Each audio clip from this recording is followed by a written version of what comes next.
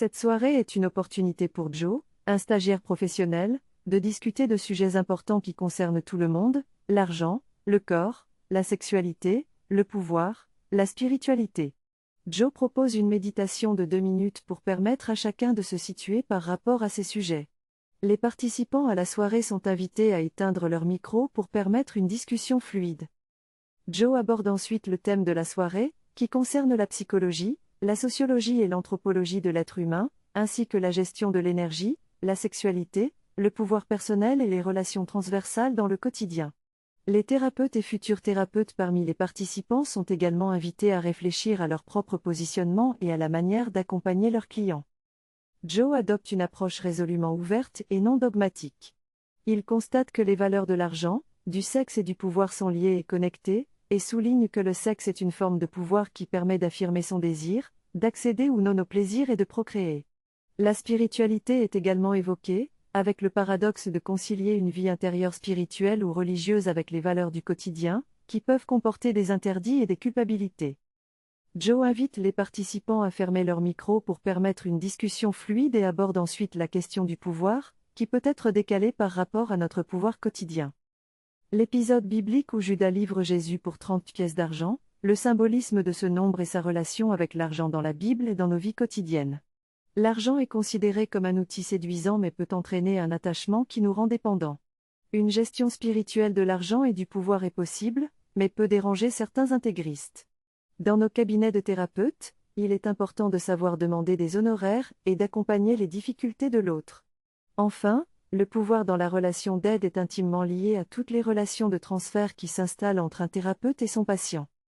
Dans ce texte, l'auteur explore les différentes étapes du développement personnel et spirituel en lien avec le rôle symbolique du père.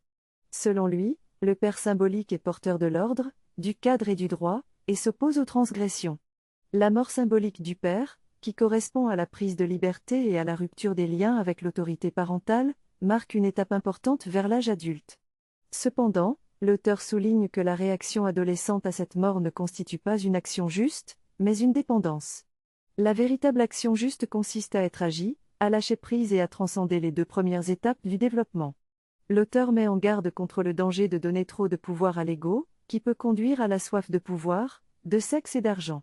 Il encourage à approfondir la notion de bonheur, de sens de la vie et de libre arbitre, en prenant en compte nos différentes croyances et aspirations, souvent mises en veilleuse par l'emprise de la libido, de l'argent et du pouvoir sur nos sens, nos émotions et notre cerveau rationnel.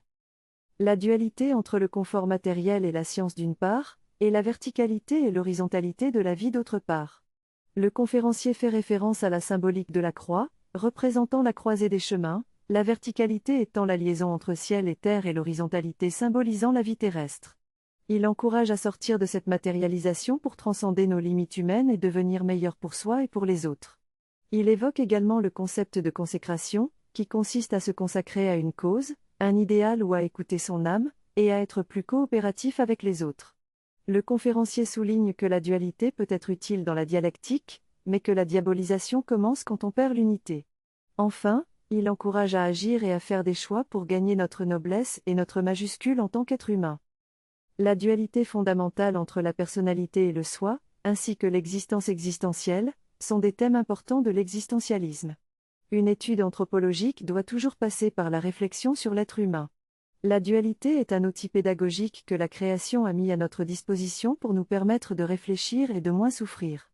Bien que certains disent qu'il faut la dépasser, la dualité est importante car elle nous permet de gérer la dualité entre le monde relatif et le monde absolu. Le pouvoir peut être vécu de différentes manières, mais il ne doit pas être confondu avec la puissance.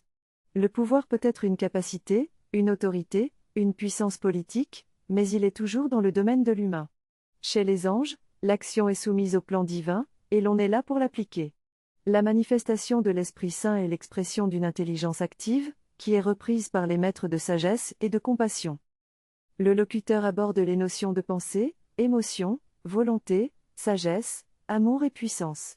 Il utilise l'analogie des triangles pour illustrer ces concepts et évoque l'idée de transcender l'ego pour accéder à une dimension spirituelle plus élevée. Il encourage l'auditeur à écouter son intuition et à accorder du temps à sa dimension spirituelle, car cela peut conduire à des bienfaits tels que la santé, la prospérité et la créativité. Le locuteur met également en garde contre les dérives sectaires et les manipulations mentales dans le domaine du développement personnel.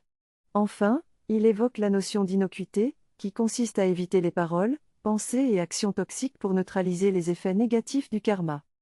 Le texte parle de l'importance de l'engagement politique, juridique, médiatique et sociologique pour être juste et non seulement pour faire le bien. L'auteur mentionne également des moyens concrets de pression sur les décideurs, tels que la vie associative, le boycott et des mouvements citoyens.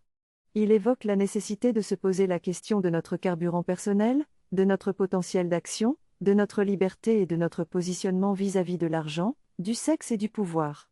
L'auteur encourage également à cheminer vers notre centre spirituel en pratiquant des activités telles que le yoga, la méditation, la théosophie ou la retraite, tout en étant vigilant vis-à-vis des écoles spirituelles qui peuvent chercher à exploiter les pratiquants. Enfin, il invite chacun à réfléchir à l'impact de ses choix de consommation et à privilégier les choix responsables. Ce texte parle de la professionnalisation d'un centre de chant et de l'importance de chanter pour aider à l'énergie ésotérique. L'auteur fait également référence à l'argent, au sexe et au pouvoir, soulignant l'importance de se demander si le pouvoir est utilisé pour servir les autres ou pour exploiter la nature. L'auteur parle ensuite de l'importance de la prise de conscience et du discernement face aux manipulations du monde, tout en soulignant la circulation de la vie dans tous les plans de l'être comme la définition de la santé. L'auteur donne également des exemples tels que les OGM et les codes barres pour souligner l'importance de la prise de conscience dans le monde actuel.